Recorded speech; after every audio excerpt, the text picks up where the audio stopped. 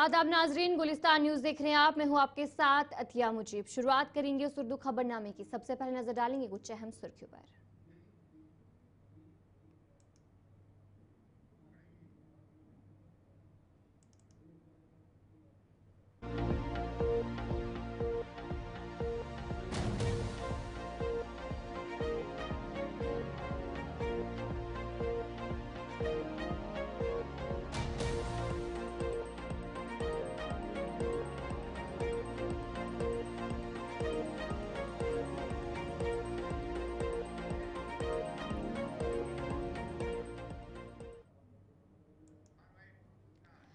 तो चलिए थी कुछ अहम सुर्खियां। आप दीगर खबरों की तरफ भी रुख करेंगे। जम्मू कश्मीर के लेफ्टिनेंट गवर्नर मनोज सिन्हा अमरनाथ यात्रा के बालतल रास्ते पर जारी कामों का मुआयना किया। इस मौके पर उन्होंने तमाम अकीदतमंदों से अपील की कि वो बाबा बर्फानी की मुकद्दस यात्रा में बड़ी तादाद में शरीक हो और जम्मू कश्मीर समेत मुल्क की तरक्की और खुशहाली के लिए दुआ करें। लेफ्टिनेंट गवर्नर ने कहा कि अमरनाथ श्राइन बोर्ड और इंतजामिया ने यात्रियों के लिए सहूलियत को बेहतर बनाया है, जबकि जम्मू कश्मीर पुलिस, फौज, सीआरपीएफ और दीगर मरकजी नीम फौजी दस्तों ने सिक्योरिटी के फुल प्रूफ इंतजाम किए। और क्या कुछ कहा गया उनकी तरफ से आपको सुनाएंगे। बाबा अमरनाथ की संपन्न हुई। मैं सभी बाबा के भक्तों से निवेदन करूंगा वो बड़ी से बड़ी संख्या में आवे।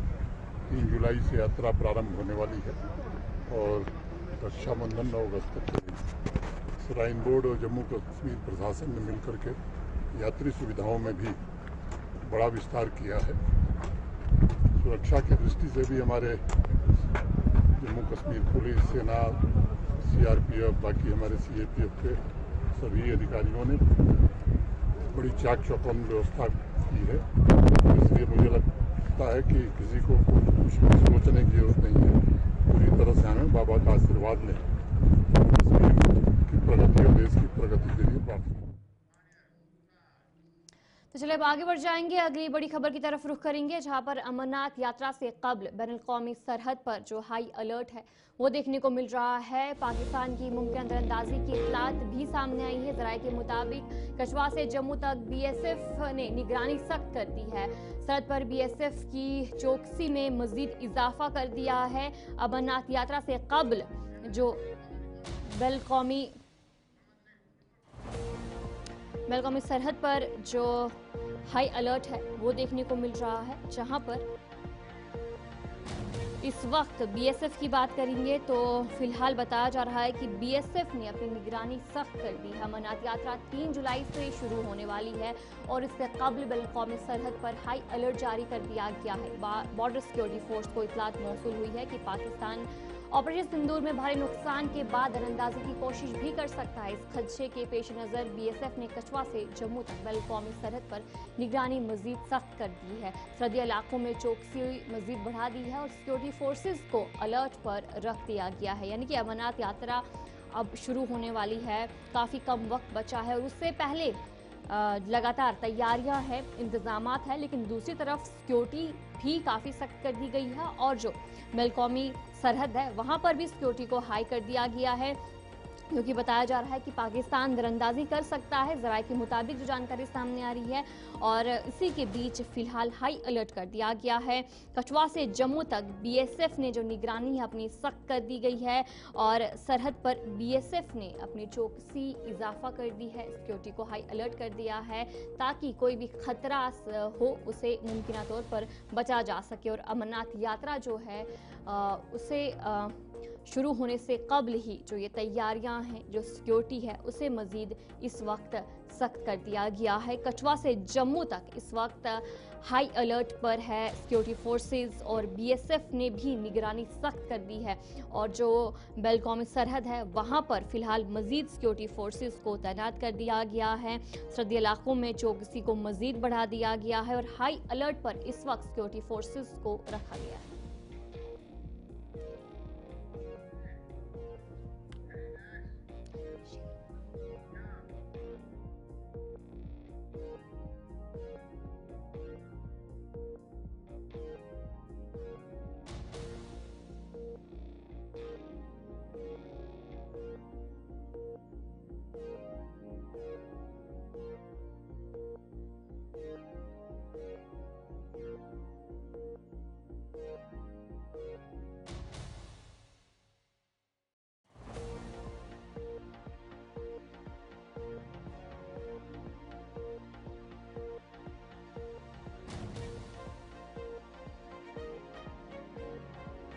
तो चलिए अब आगे बढ़ जाएंगे, अगली खबर की तरफ रुख करेंगे, जहां पर मोहम्मद यूसुफ तारिगामी ने खसूसी इजलास तलब करने का मुतालबा किया है, जहां पर उन्होंने कहा कि दोनों ममालिक के दरमियान तनाव पर बात करने का मशवरा उन्होंने दिया। उन्होंने कहा कि पार्लियामेंट का खसूसी इजलास बुलाया जाए और उन्होंने कहा कि मुतासरा आवाम के लिए हुकूमत हंगामी इकदाम करे। मोहम्मद यूसुफ तारिगामी की तरफ से कहा गया कि जो दोनों ममालिक में जो तनाव हुआ, जिसके बाद काफ़ी ज़्यादा नुकसान हुआ, सरहदी इलाकों में काफ़ी नुकसान हुआ, और उसी सिलसिले में जो एक खसूसी इजलास है वो तलब होना चाहिए और कितना नुकसान हुआ है लोगों का उस पर भी बात होनी चाहिए। और इसके अलावा उन्होंने कहा कि जो हुकूमत है उन्हें भी इक़दाम करने चाहिए, सिर्फ वादे नहीं करने हैं बल्कि काम पूरी तरीके से लोगों के लिए करना चाहिए। CPIM के सीनियर रहनुमा यूसुफ तारिगामी ने कहा कि जो दोनों ममालिक के दरमियान तनाव देखने को मिला, इसके तनाजुर में एक खसूसी पार्लिमानी इजलास मुनक्किद होना चाहिए। उन्होंने कहा कि जो तबाही हुई है उसका मुकम्मल जायज़ा लेना चाहिए और मुतासरीन के लिए इमदादी पैकेज का ऐलान होना चाहिए। तारिगामी ने जोर देकर कहा कि खित्ते में जारी तशद्दुद पर जो काबू है वो पाना ज़रूरी है, तशद्दुद को पाना वक्त की अहम ज़रूरत है।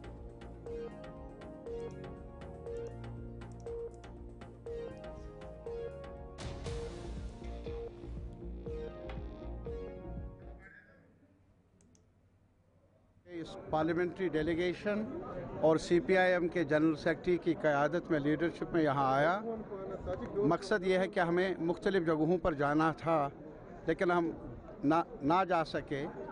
करन के इलाके में या इसी तरीके से जो पुंछ का इलाका है काफ़ी नुकसान हुआ है, जाने भी चली गई है।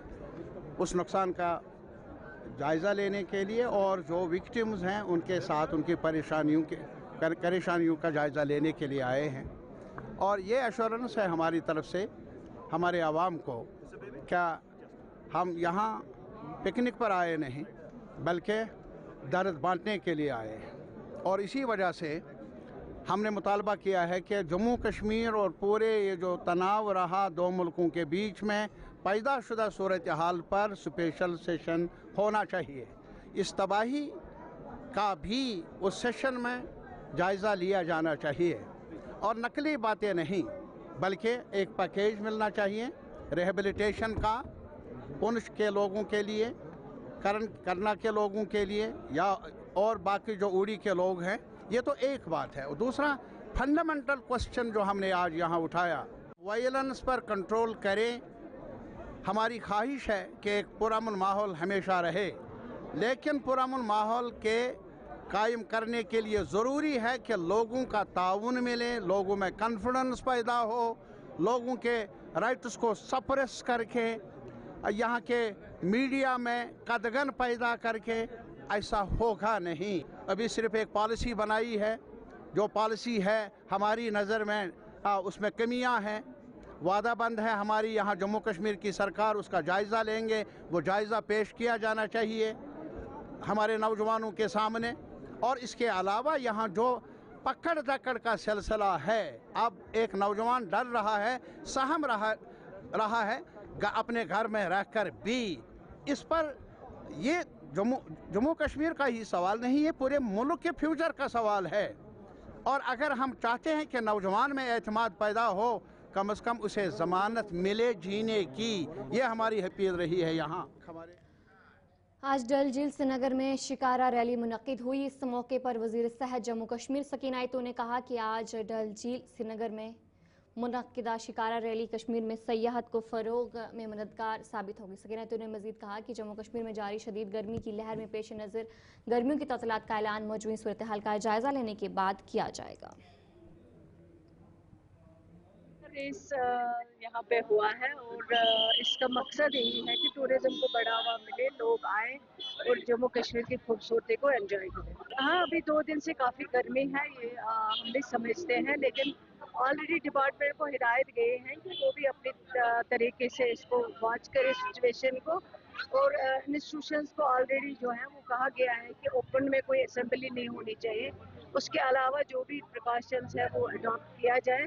लेकिन जब लगेगा कि छुट्टी करनी होगी, बच्चे जो है गर्मी को नहीं झेल सकते या बर्दाश्त कर सकते हैं, उस वक्त डिपार्टमेंट ज़रूर ये भी करें। रिजर्वेशन की जो है, जो सब कमेटी ने रिपोर्ट तैयार की है 6 महीनों के अंदर अंदर, जो कहा गया था 6 महीनों में रिपोर्ट जो है वो सबमिट होनी चाहिए, 6 महीनों में कंप्लीट हो गई है।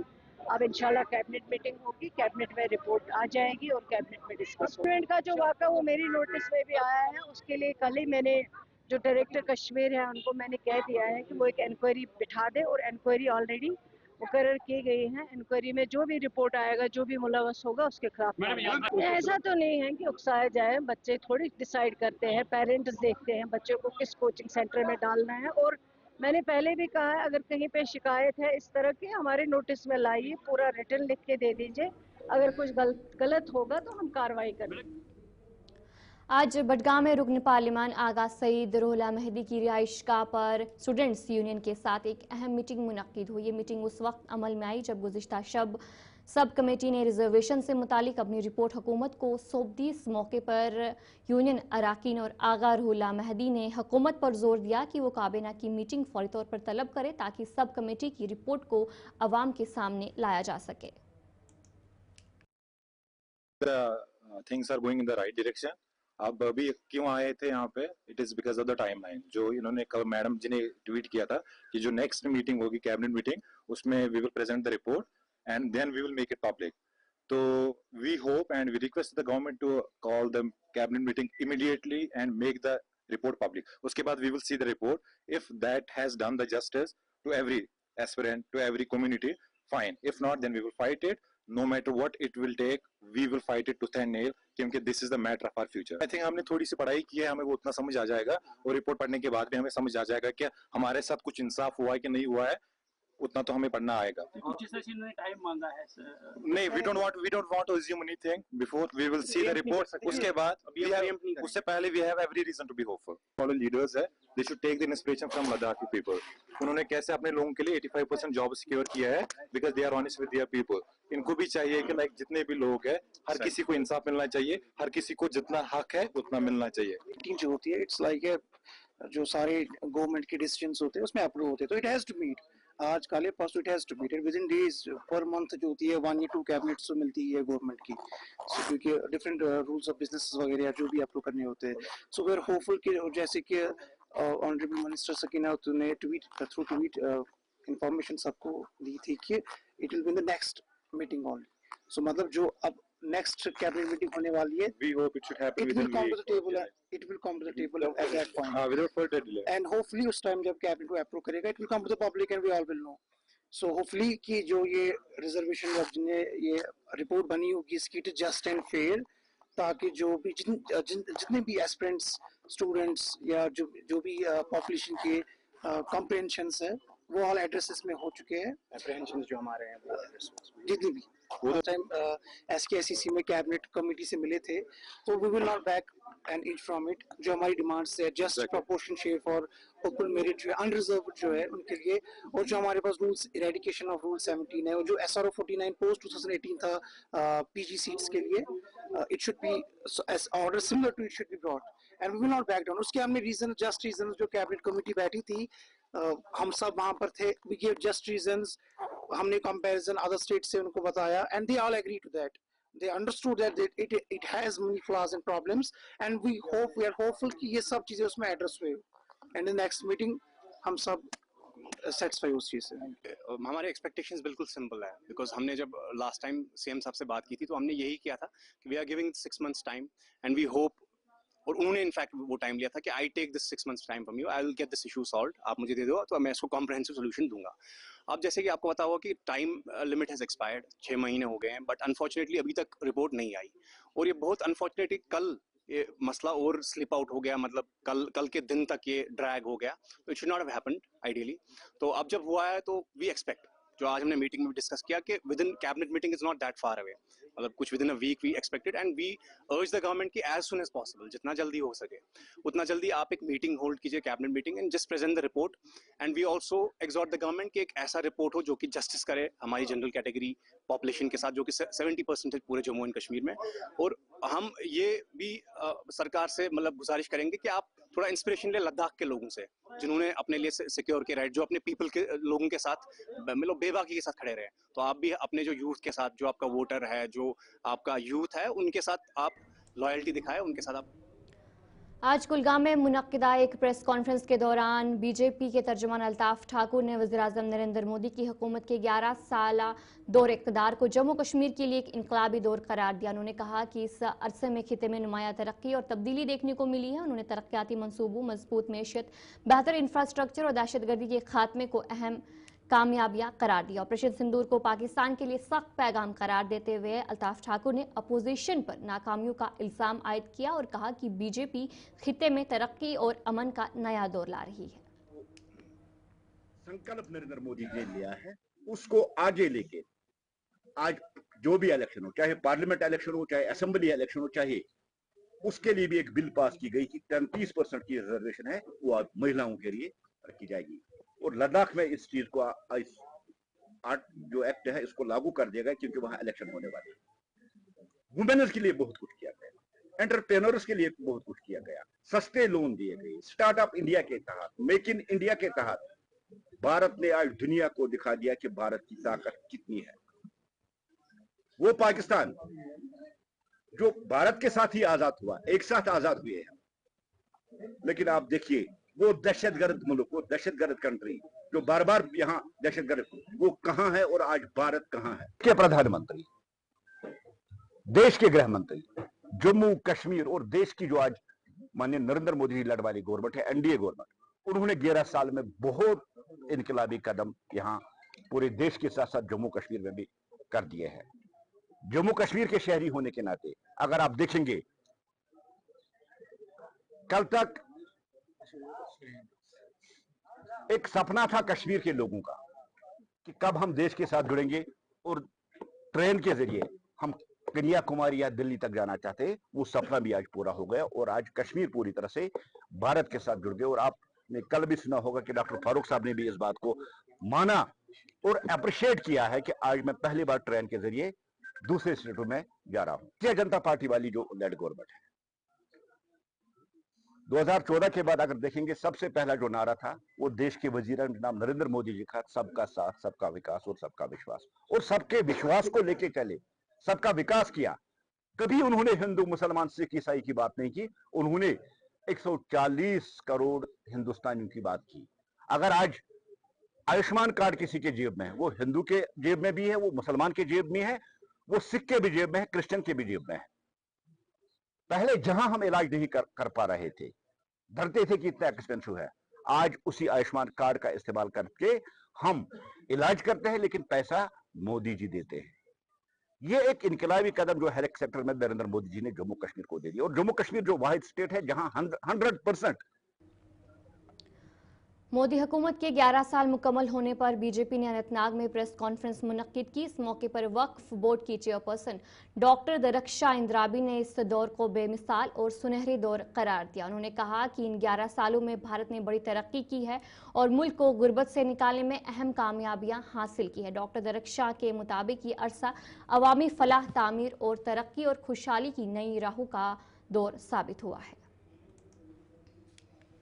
आज आप सब जानते हैं कि हमारे गवर्नमेंट बीजेपी और मोदी सरकार के 11 साल पूरे हो गए हैं और विकसित भारत का अमृतकाल, जो इन 11 सालों को जो सेवा, सुशासन, गरीब कल्याण के ये 11 साल जो वाकई में बेमिसाल रहे, इसमें जो हमारे प्रधानमंत्री मोदी जी का ये कार्यकाल सुनहरी लफ्जों से लिखा जाएगा।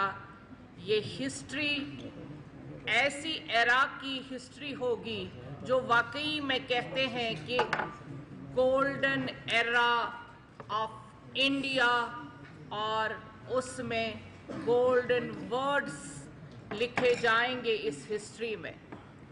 आप सब जानते हैं कि 2014 से पहले हमारे भारत में, हमारे इंडिया में जो कार्य चल रहा था, उसमें जिस तरह से सरकार के नाकामी और उन सरकारों का जो कार्यकाल रहा उसमें कितनी उंगलियां उठती थी, लेकिन 2014 के बाद जो हमारा इकोनॉमिक ग्राफ है वो इस तरह से आहिस्ता आहिस्ता से ग्राफ किस तरह से ऊपर हो गया। आइडेंटिटी को बार बार जाहिर करना पड़ता था, तब भी हमें अंडर डेवलप्ड कंट्री माना जाता था, लेकिन आज हम जहां जाते हैं वहां पे हमारे देश की जो सक्षम पोजीशन है उसको माना जाता है because of our prime ministers जो ग्रेट जेस्चर है उसकी वजह से, और उन्होंने जिस तरह से भारत को गरीबी से निकालकर आज आप हमारी जीडीपी देख रहे हैं, आज आप इकोनॉमिक पावर देख रहे हैं, आज आप कंस्ट्रक्शन देख रहे हैं, रोडों की जो हमने कभी ख्वाब में भी नहीं देखा था, सोचा था और मन में कभी नहीं सोचा था कि हर एक सड़क पूरे राजधानी से मिलेगी। और कल की बात है, आप सब जानते हैं कि कन्याकुमारी से लेकर कश्मीर तक जो रेल लिंक आ गया, अब हम भी ख्वाब देख सकते हैं। बीजेपी की किश्तवाड़ दफ्तर में संकल्प से सीधी प्रोग्राम का इनेकाद किया गया। इस मौके पर बीजेपी के तर्जुमान डॉक्टर ताहिर चौधरी ने कहा कि वज़ीर-ए-आज़म नरेंद्र मोदी के इक़दामात से अवाम मुतमईन है। उन्होंने कहा कि वज़ीर-ए-आज़म ने मुल्क के लिए बेशुमार तरक्याती काम किए हैं और पाकिस्तान को भी मुंह तोड़ जवाब दिया है। आज का जो कार्यक्रम पूरे देश में मनाया जा रहा है, भारतीय जनता पार्टी के 11 साल जो कंप्लीट हुए हैं, 11 साल बेमिसाल, और हम पूरे देश की 140 करोड़ जनता और पूरे देश के हर एक कार्यकर्ता को, हर एक इंसान तक ये मैसेज पहुंचाना चाहते हैं कि 2014 के बाद माननीय प्रधानमंत्री साहब ने जो सपना देखा था नए भारत का, उसमें हम कामयाब हो चुके हैं। मुझे लगता है कि देश के अवाम ने उस चीज़ को देख भी लिया है। चाहे 150 साल पुराना सपना हो कश्मीर में ट्रेन को पहुँचाने का, आज ट्रेन भी कश्मीर में जा चुकी है। और आपने अभी हाल ही में कल देखा कि उमर साहब के बेटे भी उसमें ट्रैवल कर रहे हैं। वो लीडर्स आते रहे देश में और जाते रहे, लेकिन जिन चीज़ों को वो नहीं कर सके उन चीज़ों को प्रधानमंत्री साहब ने किया। ये उनकी दूर की सोच, गरीब से लेके ज़मीनी सतह पे एक आम इंसान जिसके सर पे छत नहीं होता उसके लिए सोचा गया, जो दिन में घर का खाना पूरा नहीं कर पाता उसके लिए सोचा गया, जिसके घर में पानी नहीं था उसके लिए सोचा गया, जिसके घर में टॉयलेट नहीं था उसके लिए सोचा गया, जो अपना बीमारी का इलाज नहीं करवा सकता था उसके लिए सोचा गया। ऐसा प्रधानमंत्री बड़ी किस्मत से मिलता है और देश का आवाम खुशकिस्मत है। हमने ये भी देखा कि प्रधानमंत्री साहब अपने हाथों से एक दलित के घर में टॉयलेट बना रहे थे। ये देश ने देखा, दुनिया ने देखा। और जब जब पाकिस्तान ने देश की तरफ आंख उठाई 2014 के बाद, उसको मुंह तोड़ जवाब दे दिया गया। बड़ी बदकिस्मती है कि कांग्रेस ने हमेशा स्टोन लगाए कि हम यहाँ पे ये बनाने जा रहे हैं, उस पर करोड़ों रुपए आए और कांग्रेस परिवार ने, गांधी परिवार ने खाए। जितनी जगहों पे उन्होंने स्टोन रखे थे, चाहे टनल्स हों, रोड्स हों, हॉस्पिटल हों, कुछ भी हो, आज वो, क्योंकि मैं पार्टी का स्पोक्स पर्सन हूँ, ये पैनल्स पे हम ये चीज़ें देखते हैं, उन चीज़ों, उन प्रोजेक्ट्स को अगर ख़त्म किया भारतीय जनता पार्टी ने किया, माननीय नरेंद्र मोदी साहब ने किया। और प्रधानमंत्री साहब की खूबी आप देखिए, जिस प्रोजेक्ट के ऊपर 2014 के बाद शुरुआत की गई उसका उद्घाटन भी माननीय प्रधानमंत्री साहब ने भी किया। आज तक 70 साल में कोई ऐसा प्रधानमंत्री आया जिसने ऐसा किया हो। आज का जो कार्यक्रम,